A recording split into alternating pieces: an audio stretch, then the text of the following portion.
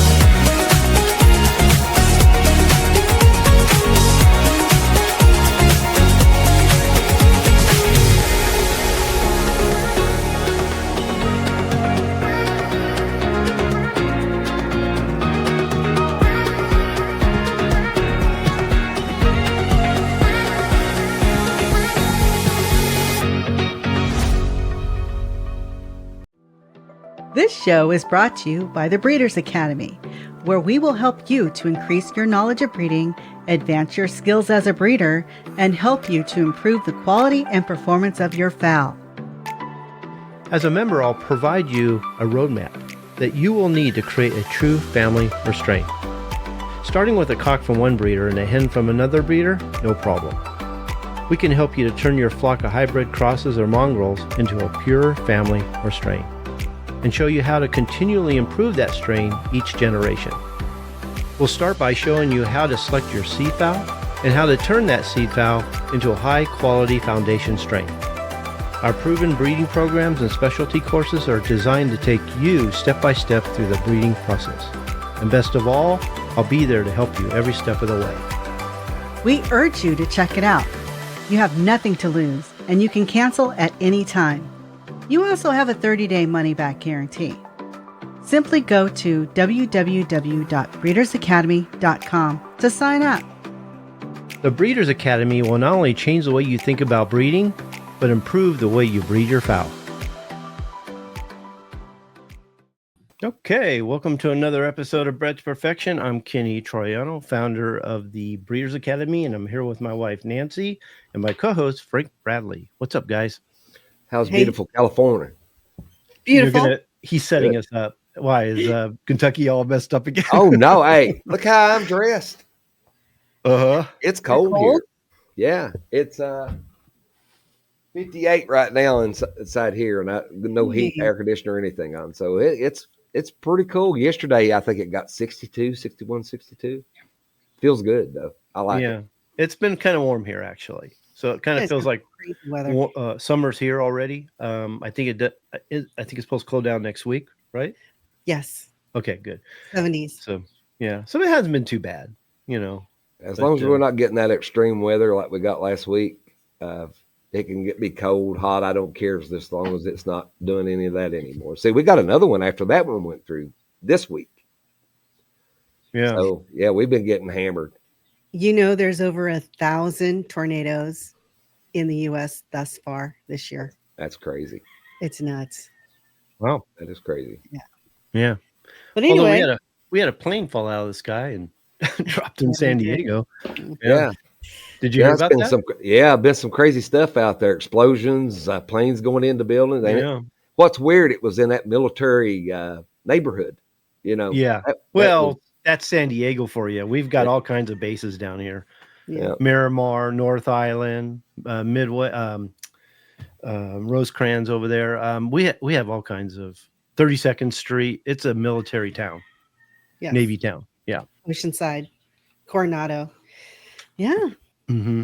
Yeah. We love our military.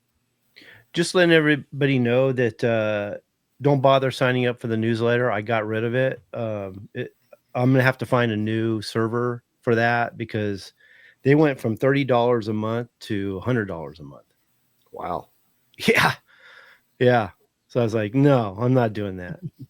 So we did get rid of it. It's just too expensive for right now. And, I'm looking for, and I'm calling on everybody who's watching this show, and Frank and Nancy. We did a $1 sale for Mother's Day, and I'd rather not do the same sale. I'm sure all the fathers that were planning on joined, but I'm looking for another sales, marketing, whatever you want to call it, that would encourage fathers to join on Father's Day. And I for the life of me, I cannot think of something. So if you guys think of something that you would like to see that would help you join, send it to me and I'll think about it. The first 2 months free. Nancy, you're fired. I don't think you heard me. That's too much. Yeah, I have to keep it the same as the mothers. At least that. Yeah. So, and then real soon for my members, we're going to have the next master's class video come out. I'm working on it right now. It's on polygenic traits and quantitative inheritance with Brian Reeder. I'm kind of putting that together, so that should be out pretty soon. And we're going to do, let me see, go ahead and put this up. I'm going to wait on the banner. But we're going to do in an inbreeding today. We've been looking forward to it. I've always said that this is not my favorite subject, but it is an important one because although I would never follow this method, there's a lot of people who do. And there's a lot of things I think they should know before they do because there's better methods to use. Okay. So we're going to go ahead and send in your questions and Nancy's going to flag them and we'll try to answer them at the end. So Nancy, remind me near the end so that we can take a little time to answer some Q&A. We're only going to do an hour, maybe a little more than that on the front end. And then we're going to go and finish off this particular topic on the back end with our members. Okay. So yeah, and the same thing for the back end for my members. A lot of the questions that you may ask are going to be answered at the end of that too. This is a topic that I want to get out. I want to make sure I get the information out, and I don't want this to sound bad, but I don't want the questions to slow me down on that. Okay. So she sends up the question. Oh, is this for the, this is great. Christopher says, you got to wait till January. No sales, no specials until January because that's when his year is up. Okay. I'll remember you. Well, I'm trying to find all the holidays that we could do sales on. And Black Friday's always been the biggest one. I don't want to do it on Memorial Day. I don't even know how to do that for Memorial Day. Maybe do something on Veterans Day. So I'm trying to watch out for that. But I'd like to change it up if I can. So kind of unorganized here. Members, make sure when we're done, join us in the back end for the Members Roundtable. Like I said, we're going to do the first hour in the front end, the second hour in the back end. For those who are thinking about joining the Breeders' Academy, this is a good time to do it. You're going to get a lot of great information. You'll have access to the Founders Program, Master's Class videos, Members Roundtable videos, programs, and courses. You're going to get the complete collection of audio and video, live videos on the back end. And I'm starting to take out a lot of the front end promotional stuff so you don't have to deal with that. And like a show like today, you'll have the front end cleaned up and then the back end will be connected to it as well. So it's going to be a lot better for the members to deal with those kind of things. You're going to get daily articles, a lot of great advice from contributors like Brian Reeder, Peter Brown, Dr. Gallardo. We do coaching calls as well. So make sure to join. Go to www.breedersacademy.com to subscribe. Okay, so ready for the show. Anything you guys want to say before we get going? I'm good. You're good. Oh, Nancy, let me change that for you. There, now we can see a little more of it. Oh, that's okay. I did have something to say, and I didn't flip and write it down. I'm waiting. Oh, okay. So for those of you that have just joined the Breeders Academy and aren't aware of how to go into the back end and catch the roundtable, can you explain quickly what they do to get into the roundtable? Yeah. Okay. So when you go on the website, it's on the left-hand side menu at the very top. I forgot what it's called, actually. The Members Roundtable, I believe it's called. Just click on that. Just scroll down just a little bit. You can actually watch the video right on that page, or go down just a little bit farther. You're going to see a red button. Click on that to join the chat, to go to an area where you can chat with us. So there's 2 ways to watch it over there. Is that what you're talking about, Nancy? Yes. Okay. So this is a really interesting topic. It's on in and inbreeding, and it's basically what we're going to talk about is balancing purity with diversity. Okay. And Frank, there's a common way people do use in and inbreeding. Well, if you remember back, Kenny, in the beginning, we always thought that was the way to do it. Millions of people would breed this way. And it's a middle ground between outcrossing and line breeding, but it has its place to use, but there's a time to use it and a time not to use it. Yeah. They work so hard to get away from inbreeding or anything that looks like inbreeding that they're trying to breed to distantly related ancestors. Okay, thinking that they're avoiding inbreeding, when inbreeding, in fact, is one of the best tools that we can use as breeders to create and improve our strains. And the most common forms of in and inbreeding is uncle to niece, aunt to nephew, cousin to cousin, and as well as a half brother, half sister. Okay. Like Frank said, it's very close to outcrossing in that it is distant ancestors. So we're still dealing with the enemy of creating a strain, which is gene flow. And the only way to create a strain is to stop the flow of genes that comes within the family. So when you have a family and you're trying to make a more uniform, consistent, more predictable, more repeatable, you've got to stop adding genes that are going to disrupt that. And the closer we can get them, the better they are, the more uniform they're going to get. And you're not going to get there when you're adding outside blood. And to me, uncle to niece, aunt to nephew, cousin to cousin is, to me, outside blood. We need to get them to a point when just think about it. I mean, Frank said it just perfect. When we're talking about outcrossing and inbreeding, they're so distant. Like if we look at the uncle to the niece, that means half of him is inside the family, half of him is outside the family. We look at the aunt to the nephew, half of her is inside the family and half of her is outside the family. And then cousin to cousin is like taking 2 completely different strains when you think about it, and you bring them back together, which just tends to increase genetic diversity rather than decreasing it. And I know we don't want to lose all the genetic diversity. We do need some variation to improve the birds, but we don't want so much that we see the variation, that you're getting contrasting characteristics. And that's usually what happens in this case. Yeah. Well, the thing is, if you know how to do it with inside of a true family, it can be a great thing. It really can. But just using it haphazardly, and there's enough there too, without them even being cleaned up. If you're in and inbreeding, and if these birds haven't been cleaned up as far as defects and the genetic defects that they have, you're still asking for a lot of trouble with that in itself, just by in and inbreeding. Yeah. So if we look at, let's see if I got the right banner. Okay. So if we look at the relationship between outcrossing versus in and inbreeding versus line breeding. I wish I had a banner on that. I thought I did. I don't. Okay.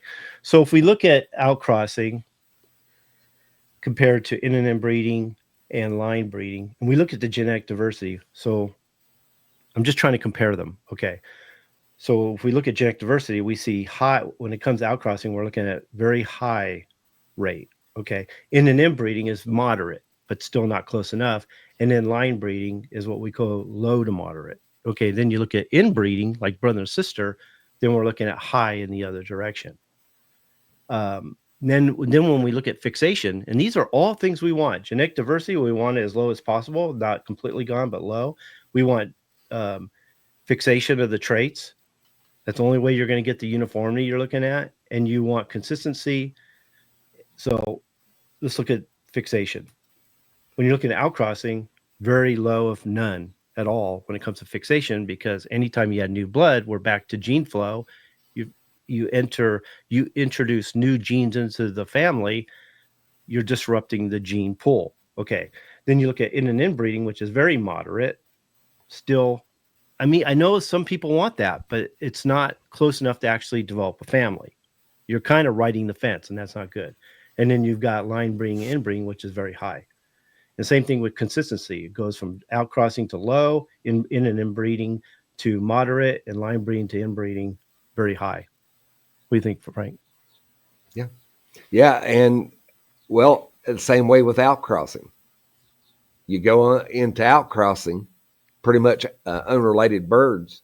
A lot of people think a bird has a certain trait that they want to breed, and they want that in the offspring. Well, what they're doing, they're pretty much creating so much diversity that they're washing those traits that they seek so bad away.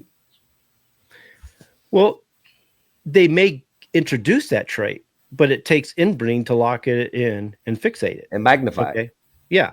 And intensify it when it comes to either whether it's a monogenic trait or a polygenic trait. Okay. So you're diluting the gene pool. You're actually disrupting. We talk about all the time where if you look at meiosis, I don't want to get into it. It's a whole different thing. Now it's the same thing, but I just don't want to get that far into it. But you look at meiosis, you're introducing new blood. It goes through recombination, the crossover event, and now you're back to a lot of genetic diversity and variation, which it's everything that we want to get rid of. And the idea of outcrossing to refresh just accentuates that. Okay, so we're trying not to do that. Outcrossing is the death of a family. It's good in the beginning when you're creating a family to get your Adam and Eve, because a lot of times we can't get a pure family. We can't get an established strain. So we have to find the best Adam and Eve that we can find. Sometimes they're related, sometimes they're not. Sometimes they come from completely different strains and farms. As long as they match each other and complement each other, we can build a family from that. Okay. Yeah. So go ahead, Frank. That's been a lifelong, and I've said this a million times. Anybody watches the show, hybrid vigor has really been a surfboard in the breeding world. But you don't ever see anybody breeding for a true family as much. And the hybrid vigor, putting two unrelated birds together, makes it much easier. Breeding for purity of blood to where they're all reproducing themselves and they're all alike is harder to do. So I think the hybrid vigor is an easy way out when it comes to a lot of breeders. Well, I think some people don't think they have to have pure blood. I agree, Nancy. Have to what? They don't have to have pure blood. They're doing just fine just creating a bunch of hybrids. But here's the thing, though. They may think that, but every 3 years, you're seeing them at the shows with different birds. They can't keep the same family going, so therefore they have to go to other aspects of breeding hybrids. They're never, if you see them 2 years and another 2 years and another 2 years, they always got different birds. It's never the same birds. Here's the other thing too. Outcrossing to them fixes everything. Whenever there's faults or anytime they feel like they're getting too close, outcrossing is the fix-all. For the vigor. For just everything. Okay, they think that, they're getting too close. I've inbred them for a few years. I need to bring in new blood and refresh them. So outcrossing to them fixes everything, which it just starts them over. It just disrupts everything. Okay, now, so Can I say one more? Can I Okay, say go one ahead. more thing when you? So, okay, I got distracted. So, some people don't think that they need to go for like I said, they don't need to go to purity of blood. And you're right. 2 or 3 years down the road, they're showing up with a different bird. But what they're not realizing is that new bird costs them new money. Nancy, can I stop you for a second? I'm going Sure. to tell you something. Okay, listen here. I hear what you're saying, but we're talking about a different type of breeder. We're talking about not the ones who think crossing is the only way to go. I'm not even talking to them. This is not for them. I'm talking about the breeders who think they have a family and they're using these other methods to keep the family going or improve them. Okay. I'm not talking about the crossbreeders. I'm not talking about them. I'm not talking about someone who adds new blood every other day or every year. I'm talking about the ones who think that in and inbreeding is the way to go. And then when they run into a problem or they think they're going to run into a problem, then they use outcrossing to fix them or to refresh them. That's what I'm talking about. So I don't want to get too off base there. No, and I understand what you're saying, but these people that want to create a family, stuff like that, sometimes think that their only option is to outcross or bring in new blood. And so we need to show them, no, there's a better way, and that you don't need to go there, because going there is going to take you down a different rabbit hole. And I get that. That's all I'm saying. But you were saying some people don't believe in purity of blood. We're not even talking, Nancy, we're not even talking to those guys. I know that, but these people listen to those people. Okay, I'm not talking about that. You're off the Okay. We're not talking about that. What I'm talking about is the ones who think they have pure blood, even though they're outcrossing, even though they're using in and inbreeding. Okay, I don't want to even talk about those guys. I want to talk about the guys who think they're doing it right, but they're misled into using this method. It's going down the wrong road. It's like they look at in and inbreeding and they think they actually call it line breeding. That it's not line breeding. I'm going to show you in a minute how in and inbreeding is actually laid out. Line breeding is a very simple method. Okay, you're basically breeding, let's say a cock and hen, and I'm not going to say how we use it in the founders program here, but I'm going to give you a layout on just inbreeding all by itself. Okay, so you breed to a cock and hen, you breed the next year to their daughter, and the offspring from that. And depending on whether you're using the cock or the hen as a recurring parent will depend on which offspring you're keeping. In this case, we're talking about the cock. So we breed the cock to his daughter, the following year to his granddaughter, and then his great granddaughter. And the hope is at the end of the system that we're using here, the method, that we're actually cloning him.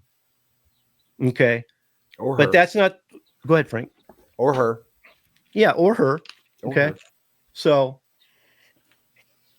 but the problem is inbreeding is a great method, but a lot of people don't know what you need to do before you inbreed. Line breeding. Line breeding is a great method, but a lot of people don't know what they need to do before they get into the line breeding, and they don't know what they need to do at the end, because what they usually do is they get their cock and hen.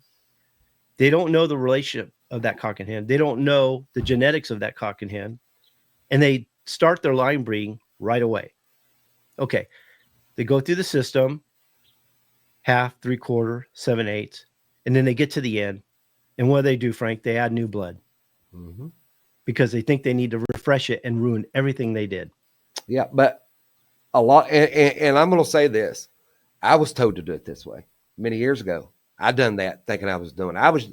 I was like everybody else that was confused about it. I was out there using line breeding for a maintenance program, and it's not a maintenance program. It's used exactly for what Kenny said it was and the other aspects that we won't talk about, but that is the main reason to line breed is to clone, to make that cock that you're mating back to his daughters every year. That's only a small part of it. Yeah. Okay. Because there's a lot more you need to do before and after. Okay. Then a lot of people, they get line breeding mixed up with backcrossing. Okay. Now, line breeding, like we said, goes from parent to offspring, and we go multiple generations to the same bird. Now, backcrossing is a little bit different. Like line breeding is to clone a bird and to get that uniformity. Backcrossing is to get a little more from the reoccurring parent. So let's say you get a couple birds. Let's say you're Adam and Eve, and you're like, okay, well, I breed them. Well, the offspring for some reason isn't better than the parents. They seem to be lacking. So we don't keep line breeding them. We decide to do a backcross because we like the bird that we decide it's going to be the reoccurring parent. If you have a cock and hen, one's always going to be better than the other, even if it's a little bit. And you got to figure out which one that is, because a lot of people mess up and they actually do something like this. I'll go back to backcrossing in a second.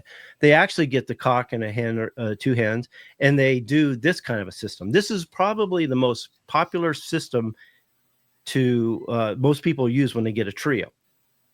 And it's flawed because you're taking the cock, which you think a lot of times is the supreme bird, you breed them to whatever hens you have. I hope you're picking better hens. Then you kind of line breed them along the way. Then you bring them back. So all the genes you cleaned up through the line breeding, you introduced a lot of them and others from the other side. And we don't want to do that either. So this is a method everybody gets into. But when it comes to backcrossing, we want to pick the best cock or the best hen, which we feel is what we call the reoccurring parent. You have the donor parent, the reoccurring parent, and we do the backcross to the offspring until we get offspring that are better than the parents. So a lot of people confuse line breeding with backcrossing when they're a lot of ways very different and they have different purposes. So we have a mix-up, Frank, when it comes to the way people think about breeding methods. They don't know something's called in and inbreeding. They confuse it with line breeding, which isn't true. And some of them try to do what they think is line breeding and end up they're just doing backcrossing. Okay. So there's a huge disconnect on what method they actually need to use. Yeah. But you're right on that though. A lot of times when they first get the bird, the first thing they go into is line breeding. I've seen that so many times. I've seen guys, they'd get that perfect bird that they've always looked for. They'd buy it, they take it home, and that's the first words out of their mouth. I'm going to line breed him until he dies, Yeah. Not knowing. It's just, I was there once myself. Yeah. And we also we have a few methods we teach inside the Breeders' Academy. We have the Founders Program. We have another program called Improvement Through Reduction. And we have the Gene Shopping Program. Okay. Now, this banner doesn't show you anything about what the program's all about, but a lot of people do this as well. And it goes back to the outcrossing, where they just think they're adding new birds all the time in acquiring genes. And it doesn't really work like that. When you're doing a proper gene shopping program, you got to understand not only which genes to add at what time, but how to manage those genes so that you're not losing them when you're adding them. And yet you're still creating the birds you're looking for. And gene shopping, Frank, it's not really a program for creating a strain. It's a great method for creating your Adam and Eve. Yeah. To get the birds that you want to start your strain with, it's perfect for it. It's ingenious, actually. Yeah. So, and then I'm going to let you look at this real quick, because just in case we don't get to the end. But in and inbreeding is a very interesting method when done right. It is a true method. Can it be used for creating a strain or maintaining a strain? I don't think it can be used for creating a strain, but I do think it can be used for maintaining a strain. And there is a method to use it. But there's always, if you look at the very end, there's a consequence to using this method, because it doesn't get the uniformity you're looking for. And you always paint yourself into a corner, and it always leads to outside blood each time. Mm-hmm. Either way you go. What's that, Nancy? Can you explain why? Yeah, we're gonna break it down here in a second. Okay.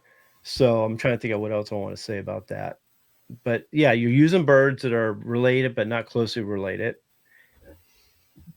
because they're so afraid of inbreeding. They are trying to balance diversity with purity.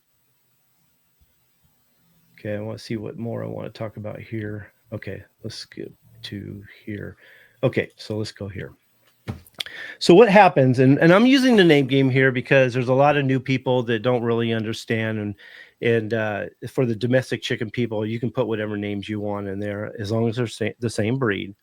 But for American games, these are very popular varieties, or actually strains, or so-called strains. They don't really exist, but a lot of people think they do. But I'm going to use them here so that you understand where I'm going.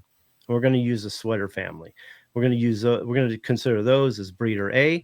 We go to another breeder, and all we can get is some hatch birds. So we get some birds from breeder B. So they start with a trio from two different breeders. And the question is, where to go now? So what do you think, Frank? So they basically select the best cock and hen from those two families, and they breed them together, and they're hoping for the best, okay, from each line. They breed them to produce the first generation hybrids, okay? And as you can see, now what I did, and this is very common, if we look at the sweaters, Frank, we've usually got light reds. If we look at hatch, we got dark reds. So we're going to get variation within the offspring from that point. Yeah. And that's already started a problem if you're not breeding toward a purity rather than in an inbreeding. That's going to be a mess in by itself. Yeah. And this is very common. And this is why the Founders Program has a cleanup process to deal with something like this. In the Founders Program, can you take these two birds and create a family? Absolutely. Mm-hmm. And we show you how to do it, because there's a cleanup process to get you where you need to go. Okay. So hold on. Let me get a drink. Talking so much, I'm getting... Okay, so we get the offspring from the Adam and Eve. Okay. And what happens is we take like an ant from the sweater line, and we breed it to the stag from that particular breeding. And then we get an uncle, which is from the hatch side family, and we breed it to the pullet side. Okay. And this is where the uncle to niece and the uncle to niece and to nephew come into play. From there, we get offspring.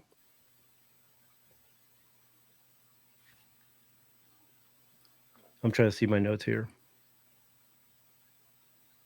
Which sets you up for the next thing, this next part of the program, where you breed those together and you get offspring from that, which gives you the cousin to cousin. So basically, you're taking offspring from the right side, the side, let's say the left side, the breeder line A, taking the offspring from that, breeding to the line B. They're cousins to cousin, and the question to go is, where do you go from that? I'm trying to remember. Okay, basically, you're creating mongrels. Okay, so what happens is you go from Adam and Eve, you get the offspring. So to keep them going, you bring in the aunt and the uncle to the offspring. You create those offspring, and the offspring from that, now when you bring them together, are cousin to cousin. So you have two ways you can go from that particular mating. Is you go outside the bloodline, which is basically an outcross, and you're starting over. Or a lot of times you're going back to the original Adam and Eve and to the grandparents, and you're reintroducing all those genes you worked out of the system, out of their gene pool. You reintroduce all those genes back into the family. Now you've got in both ways, whether you're doing outside blood or you're getting offspring from the original parents, the original Adam and Eve, you reintroduce genetic diversity. Now you've got a bunch of variation. You got all those defects, maybe even some of the detrimental and deleterious genes that you worked out along the way. So I don't believe this is a way to go. I think in an inbreeding is one of the worst ways to create a family. What do you think, Frank? Sooner or later, you hit that rock wall, and it goes awry. And that's the reason you have to add outside blood to them. I mean, there's no other way around it. But I say it this way. If you do it right the first time, you don't have to go back. That's how I say it. If you do it right in the beginning, then you don't have to worry about any of this. If you're Go ahead, Nancy. I hear you. Okay. My question is, where in anybody's mind would they think this is a good idea to breed this way? Because of the facade of getting the hybrids? No. That's a good question, because they're so afraid of inbreeding. Yeah. It's as simple as that. They're doing It's a everything fear. they can to keep the family from getting too close, because they believe inbreeding creates bad genes. Where inbreeding only exposes the genes that are already there, which is what we want, so that we can weed them out. Wives' Okay. tales. Old wives' tales. Yeah. Mm-hmm. Well, But the thing about it is, this is almost like the 3/8, 5/8. If you really look at it, Yeah. you're maintaining hybrid vigor is what you're only thing you're doing. And I was going to cover it, and I still may, but I haven't heard about that program in such a long time. I think I think we killed it. I think it died. But reason I say that, that's basically what you're doing within the two different programs. You're just maintaining hybrid vigor, and that's pretty much it. You're not doing a family. They're not going to be. There's enough diversity there, just like Kenny said, that none of them's going to be hardly alike. You may get lucky and get a couple that's alike, but there's going to be so much diversity in them. None of them's going to be really alike. In an inbreeding keeps you from getting too close. It keeps that distance. That it's like a buffer kind of thing. You know what I mean? If they can breed out, not outside the family, but from birds that are distantly related, like aunt to nephew or uncle to niece or cousin to cousin, then they can keep from getting inbreeding depression, when in fact inbreeding depression is a very hard thing to reach in the first place. And the inbreeding that we see that exposes the traits is what we want. If you hatch enough birds, you got a good selection, you're going to find the few that are really good to move forward with. You want those traits to be exposed so you can weed them out. You know what I mean? Because if they were there, they would be expressed. And if they're not being expressed in the few that we call standouts, then we're actually eliminating some of those traits. Okay. So, yeah, I'm just so against this method. There's no consistency with this program. As far as the offspring, there's not going to be any type of consistency. They're just going to be all over the board. There's going to be good, bad, mediocre. There's going to be every color in the world, especially you starting with light reds and dark reds, and you're doing this system here. You're going to have a skittle farm is what you're going to have. You're going to have every color in the book. Yeah, and the difference between like the 5/8, 3/8 and the in and inbreeding is 5/8, 3/8 method, and maybe we should talk about it. You know, it's an interesting method, and it's a true method actually. They use it for cattle, and they use it for a lot of times dog breeders will use it, and it's just to enhance the hybrid vigor. It's one of the few methods you can use that will enhance it. But to get to that point of 5/8, 3/8, you know how many years it takes to get there? Yeah. That's a lot of work and a lot of breeding just to get to a handful of birds. Well, if that. I look at the 5/8, 3/8 program as far as meat yield for cattle. Yeah, you know, you want them big as you can get them, you know, as muscular as you can get them. So basically that's keeping up meat yield, but we're not, when we do game fowl, we're not doing meat yield, you know, so I can't see the purpose of using that. So if we look at this banner here and we look at the relationship between the matings that we would normally use, whether it's in and inbreeding, line breeding, or inbreeding, we can see the percentages. Okay, so how do you create a family and get that uniformity, consistency, predictability, and repeatability when they're only related? They're so far. They're so distantly related that they have a 25% relationship between the two of them. Okay. And so when we're doing mother to son and father to daughter, which we see in a backcrossing situation, like I showed you, that's only 50%. That doesn't quite get you there, but it has a purpose and to get a little more from the parents so you can move forward. But when you're inbreeding and line breeding, which is like the closest that you can get, as long as you're breeding for health and vigor, okay, and you're selectively breeding them and getting out the deleterious genes, the defects, and detrimental traits, you're going to move forward. And we don't need, especially when we're creating a strain and trying to move forward and getting to a point when they're a foundation, we don't need all the offspring, especially in the cleanup process, to be perfect. We just need them to move forward. We just need them to be better than the parents. And then we know we're making progress. Once we get into the foundations stage, Frank, the improvements are very subtle, actually, but we still look for the same thing. Yeah. And once again, with in an inbreeding, you're not locking any traits. You can't. No. Too much diversity. You're not locking it. You're not magnifying. You're not doing anything with your traits, but just pushing them around. Basically, it's what you're doing. Yeah. The only way you're locking in, I mean, Robert Bakewell, 18th century breeder, father of selective breeding. We only know about the benefits of inbreeding, and the actual benefits of actually creating a strain and what that means from him. I mean, we wouldn't have all the breeds and varieties we have today if it wasn't what he taught us. And the only way those things happen is from inbreeding.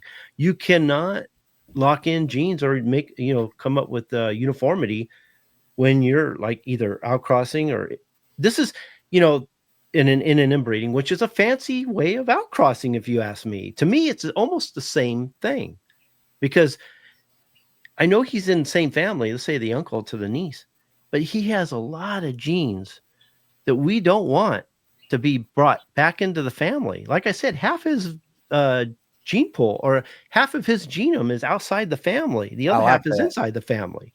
I like that explanation though, Kenny. Half of it in, half out. That's so true. And they want that because it gives them that distance that keeps them from what they fear is inbreeding. This is very common with a lot of breeders these days when it comes to poultry, game fowl. I see this the most in dog breeders. They're probably the worst in an inbreeding. And I just think they're just, if you want to say something, how do I say this? I don't mean anything by it, but they're just basically chasing their own tails. They're just not getting anywhere. And they see that, and they see faults through that method. So what do, they add new blood from someone else's yard. And covers it up. Covers it up every time. Yeah. For someone who's selling animals, for someone who's selling chickens, game fowl, outcrossing is their best friend because it hides all the mistakes. Okay. It makes birds look better than they are. It makes the breeders look better than they are because they're producing animals that seem really good. But when you break them down and try to breed them, make a family, all the crap it surfaces like cream rising to the top, You see with your own eyes what was in the genome to start with. Yeah. And 9 times out of 10, it's not good. It's not going to be good at all. Right. So it hides all the deleterious genes, all the defects, all the detrimental traits, everything. Okay. And some people are really good at it, matching birds up so they look good. But that's where the old con of, well, you want birds that's not related. I need to sell you one, the two that's not related. I don't want to sell you a brother and sister. I want to sell you 2 birds that's not related. That's how that come about, because as long as you're doing the birds that's not related, then all those defects, all that bad junk they've got in the genome will never be exposed. I thought I created a banner for that thing I was trying to cover, and it was kind of daunting to get. My job at the time was try to give you an overall picture of what I was trying to say, and I was looking at it. I didn't see the banner, but here's the banner I created before, and you can see the relationship between outcrossing and an inbreeding and line breeding, and how the differences in their percentages or their levels of intensity, I guess you could say, how the difference between genetic diversity, the fixation of traits, consistency, and the risks of genetic defects. Now, this is what scares people. This is what makes them want to outcross. This is what makes them want to in and inbreed. But if you use a proper breeding program and understand how it all works, then you see the benefits of line breeding and inbreeding. Yes, the genetic diversity can be low to moderate, but that's the only way to get uniformity and consistency. That's the only way to get predictability and repeatability. Fixation of traits is high. That's what you want, so that you get that uniformity, okay? And then consistency, so you can repeat it over and over again. And some genes, genetic defects and deleterious genes are going to pop up, but if you hatch enough chicks, then you can weed those out, pick the few that are good and move forward with those. If you think, especially in creating a strain, no matter how you do it, if you think all the offspring are going to be good right off the bat, that every chick is going to come out looking great, never going to happen. That's why the cleanup process is there in the Founders Program. That's why we ease into the foundation stage, and that way the uniformity and consistency is it's more permanent. It lasts longer, rather than breeding them and seeing the variation and the genetic diversity within the chicks, which a lot of times represents contrasting characteristics. And how do you fix that? You know what I mean? So, especially when you're in the foundation stage, you just can't. Yeah, that's important. Yeah. So, when is it best to use in an inbreeding? What do you think, Frank? I'm gonna let you handle that because that's on the tightrope, buddy. Okay. That's close. I don't want to overstep my boundary. Yeah. Well, think of it this way: is there a place for in an inbreeding? Of course, there is. Okay, I would say clan mating is very similar, if not in an inbreeding. Okay, because you're breeding you have 3 clans. You have a superior cock leading each clan. You have a group of hens that are all related. Okay. And basically you're breeding father to daughter, father to granddaughter, father to niece, father to mother, father to cock to grandmother, that kind of thing. Okay. And then you're rotating that cock from clan to clan each generation. So if and that is only good when you have an established line that doesn't have a lot of surprises, doesn't have a lot of issues. They pretty much are uniform consistent already. They're well established strain and they can repeat themselves. And you're just doing it to keep them from getting too inbred. Now, I'm okay with that if you have an established family. If you have a family, if you're just grabbing birds from all different people, and even if they share the same traits, but from different breeders, and you try to clan mate those, and you're using a system like in and inbreeding, you're just making a mess. You're going to find out within a few generations what you really have, and you're going to see all that genetic diversity, all that variation, all those defects surface. Okay, I just don't think clan mating or inbreeding is a great method when you're trying to create a strain, when you're dealing with unrelated birds or birds with contrasting characteristics. It just accentuates the mess that you're going to be dealing with. You've got birds with different genomes, which is creating a gene pool that's just it's a pile of crap. Okay, you know what I mean?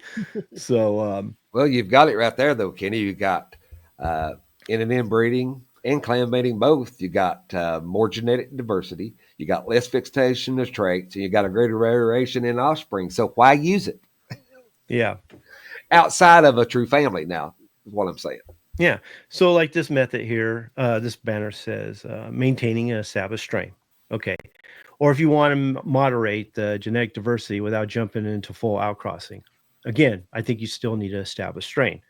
Okay. Or if you're looking to avoid inbreeding depression, which is why I think a clan mating system or in an inbreeding system, when you have an established strain, is fine, so that you don't get them too close if you're afraid of that. But still, even whether you're doing that or not, I still say you have an improvement program working along the side that's actually still improving the strain. Then members of that particular program can go into your clans, in an inbreeding program, to improve it from there, because that's where the improvement's going to come from. It's not going to come from within the clans. It's not going to come from in an inbreeding system.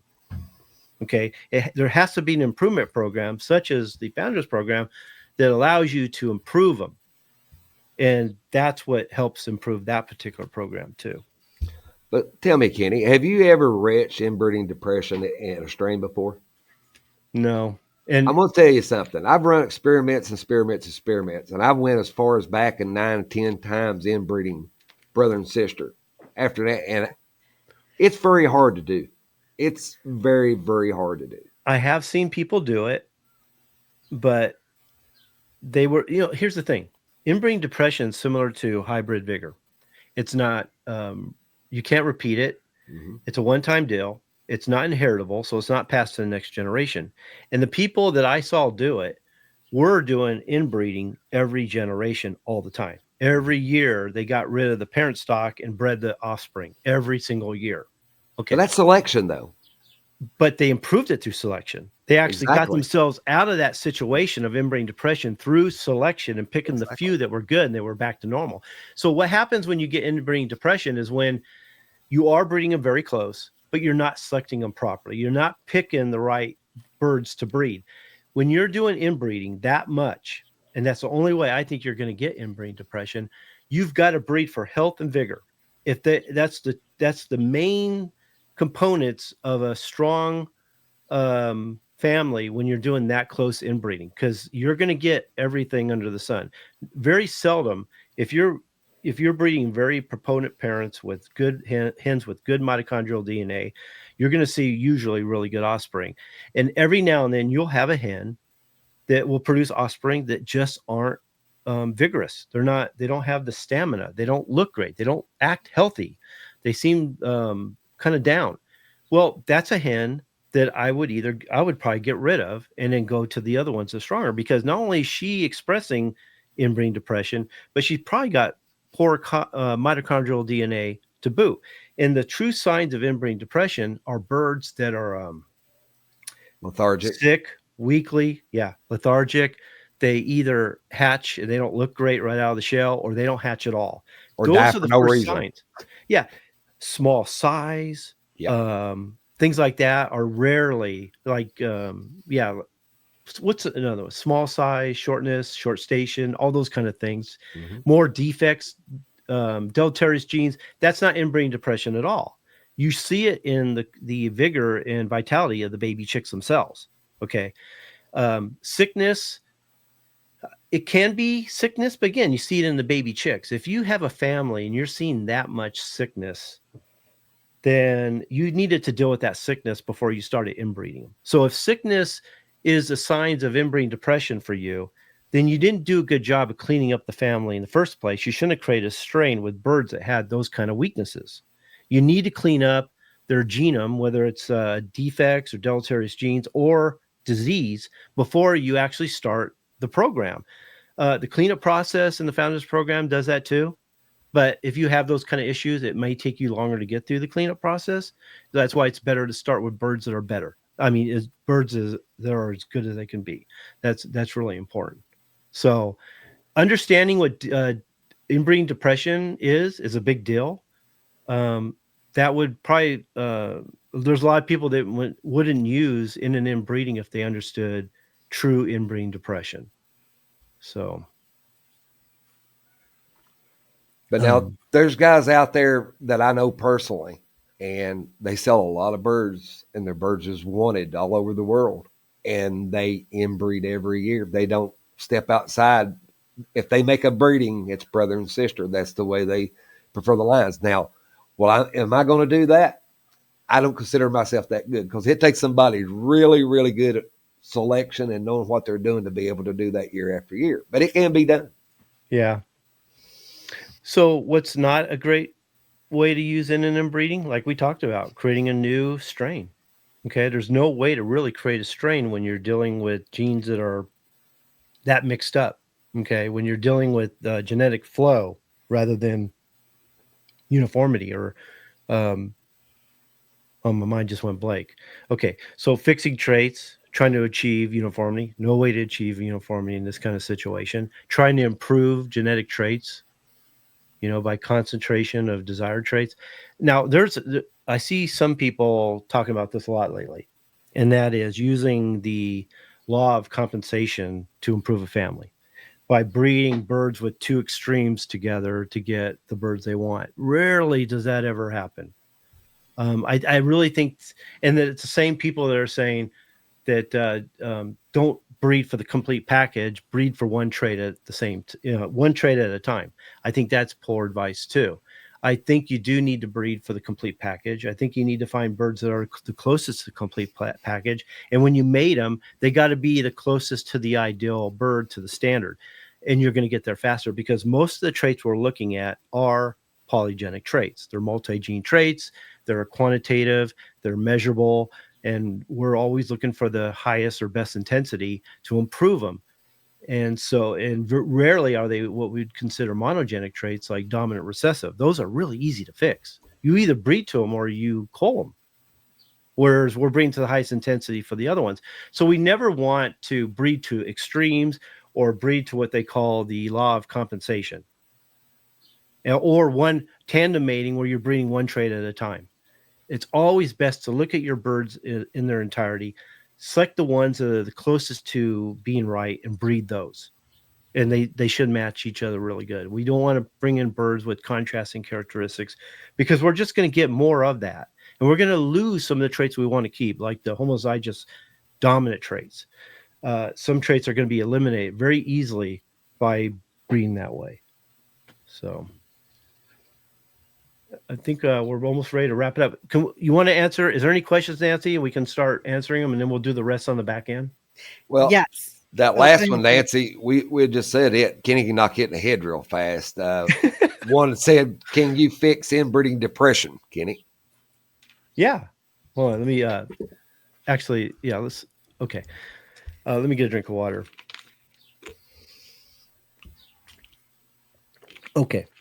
Inbreeding depression, in the sense, is actually easy to fix. So let's say I'm seeing a bunch of chicks. Now, here's where inbreeding depression could be hard to fix. If you only have a few birds or you have a small number of birds, you really do need a good number of birds, a good size strain or a flock when you're starting out. Otherwise, yeah, you run the problem. We run into what they call genetic drift. So we do need a good number of birds to fix inbreeding depression. Otherwise, we don't have a selection. So what we need to do is, from the offspring that are produced, we need to select the birds. You're going to have some sick ones. You're going to have some that are lethargic. We want to get rid of those, and we look for the ones that are healthier, the ones that are good. So it may only be a couple birds. Those are the birds we select to and breed, or it's the birds that are the healthiest. Or we eliminate, if we have enough birds and enough matings and enough hens, we eliminate the hens that are producing the poor chicks, and we breed to the birds that are producing better chicks. That's the way to eliminate and improve inbreeding depression. Did I miss something, Frank? Nope. I think that's pretty much it. I think you got it, buddy. Okay. Anything else, Nancy? Yes, there's plenty, but this is a really important one here. I want to get this in real quick. How can he pay? He's from the PH, and he doesn't have PayPal, so he wants to be able to. Okay. He doesn't need PayPal. Just go on PayPal, and they'll create you an account for the membership. So you don't already have to have a PayPal account. Just go in there, click the level you want. It'll run you through the process. You just have to have a payment card, whether it's a debit card or a credit card. It doesn't like what are those prepaid cards? It doesn't like those. It kicks those out pretty quickly. Yeah. So, but that's all you need. You don't need a PayPal account. It'll create one for you. I think it's like that on those prepaid ones. I think everybody's pretty much on those. They don't want to accept them for some reason. Yeah, I see those get kicked back all the time. Yeah. Yeah. Anything else, Nancy? I hear everyone talking about the inbreeding coefficient. How do you keep it lower while using the in and inbreeding? Oh, inbreeding, I think he's saying. Oh, is he saying in and inbreeding? Okay. Well, if you're in and inbreeding, you don't have to worry about the inbreeding coefficient. Okay, that's why they do it. Okay. But I actually think people put too much attention into that. Like I said, if you're breeding them and you're selecting the right birds that are the healthiest and not showing all the deleterious genes and defects, and like I said, they're healthy, the inbreeding coefficient isn't an issue. It just isn't. A lot of people want to put a lot of attention into that because they need some kind of proof that shows that inbreeding is a bad thing. I haven't seen any evidence of that. I see most people working too hard to keep the inbreeding coefficient as low as possible. They get to 6% and they freak out. They get to 25 or up in the 20s and they lose their mind.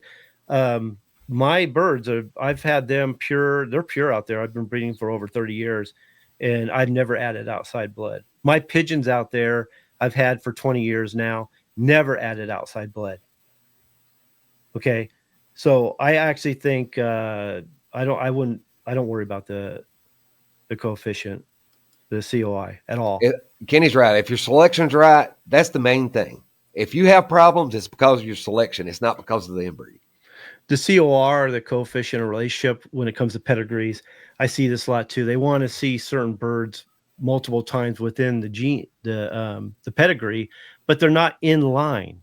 So all they're doing by doing that is every time they go back to him, they're reintroducing all the genes they worked out along the way. So I actually think having ancestors that show up multiple times in the pedigree, bad. Unless it's actual line breeding, is a bad thing.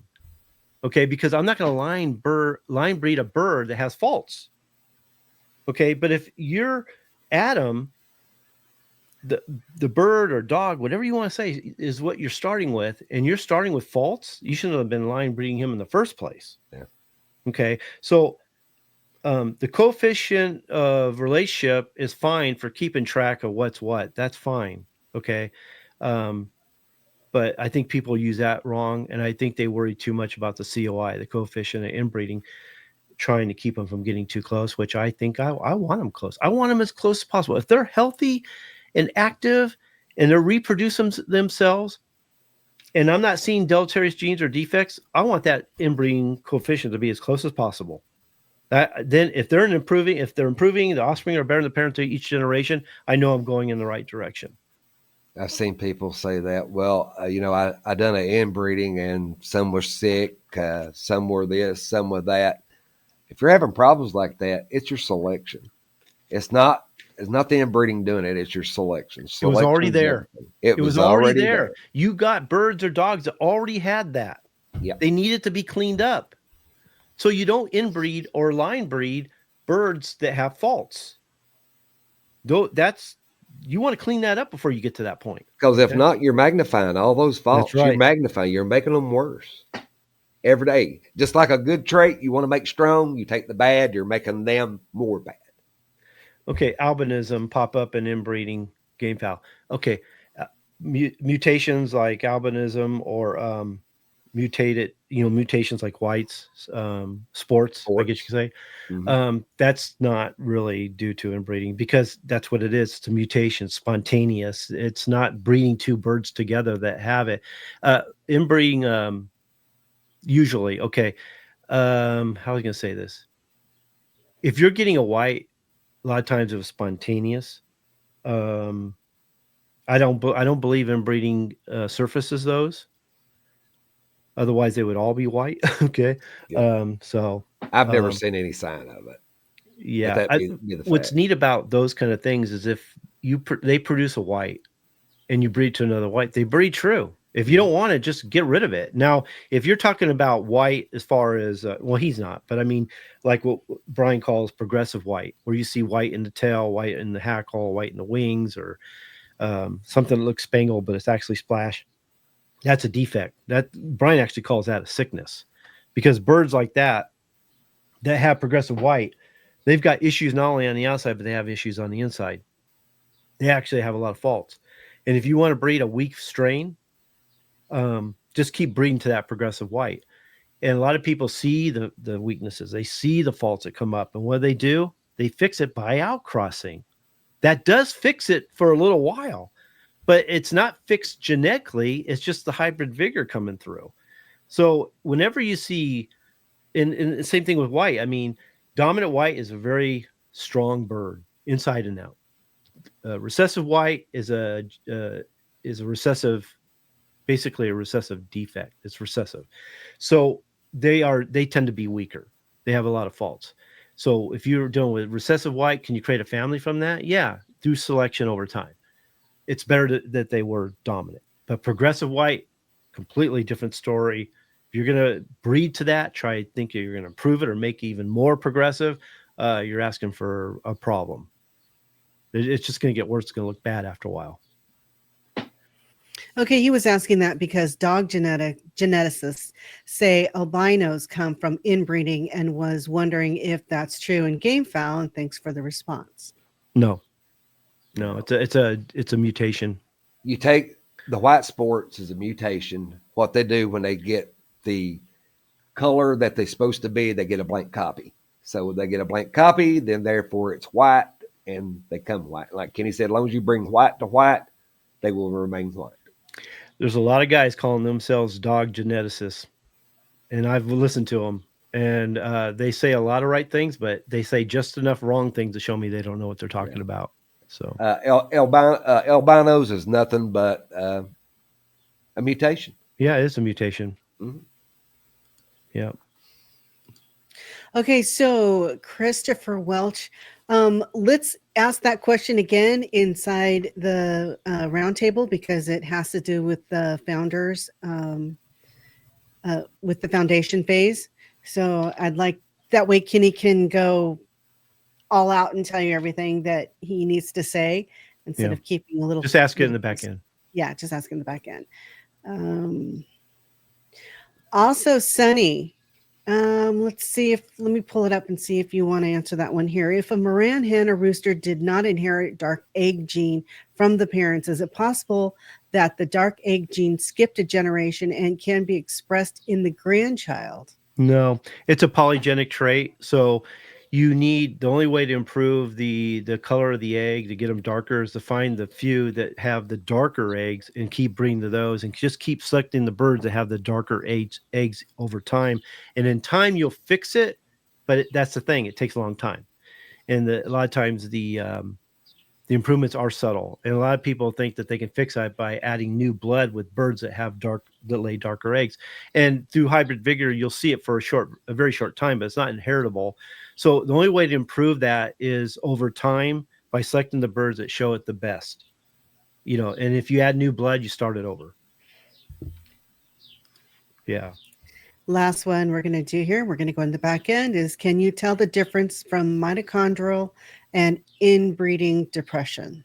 Oh, yeah. I mean, well, it depends if the mitochondrial DNA is good or bad. Some hens have good mitochondrial DNA, some have bad. Okay. Inbreeding depression is it's low vigor. Basically low vigor. It's the opposite of hybrid vigor, which is high vigor. Mitochondrial DNA is responsible for growth and development, health and vigor, the overall growth and development of the strain and how healthy they are and all that. So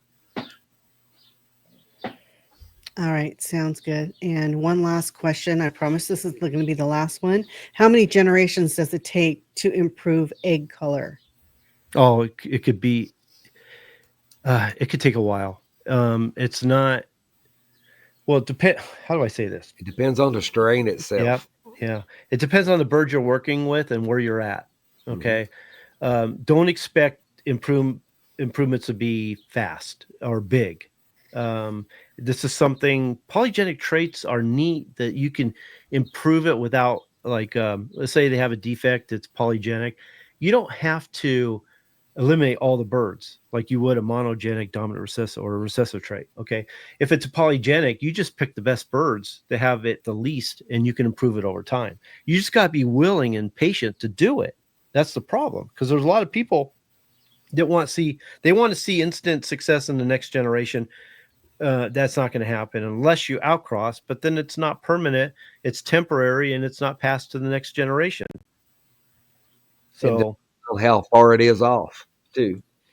So yeah, he's right. Yeah, it could take extremely long or not so long. So it really depends. Yeah, it all, like Frank said, it really depends on the birds that you're starting with and where they're already at. Okay, sounds good. So once again, for our new members, how do they get into the back where they're going to see the roundtable? Okay, just go into the website, go to the left menu at the top. I think it says Members Roundtable. Click on that. Just scroll down a little bit. You'll see the video. Just click on that, or click further down on the red click here button, and that'll take you into the chat. You'll see the video there, and it'll take you into the chat. So if you don't plan on chatting with us, then you just watch it on the page. If you want to chat with us, click the red button. Okay, is that it, Nancy? That's it. Okay, thank you for coming. I hope you guys learned from this. I hope this prevents people from trying to use a method like this. And really, if you want to create a strain, it's worth doing it right and using the right methods at the right time. This is just a way to get by. I don't think it's a way to do it. There's nothing that's shown me that it's a great method for creating or improving a strain. Maybe maintaining if it's established, but that's about it. Crutch, pretty much. Yeah. Okay. You want to go ahead and get that? Oh, thank you. I appreciate that. Who is that, by the way? Arthro. Okay. Anthro. Sorry. Okay.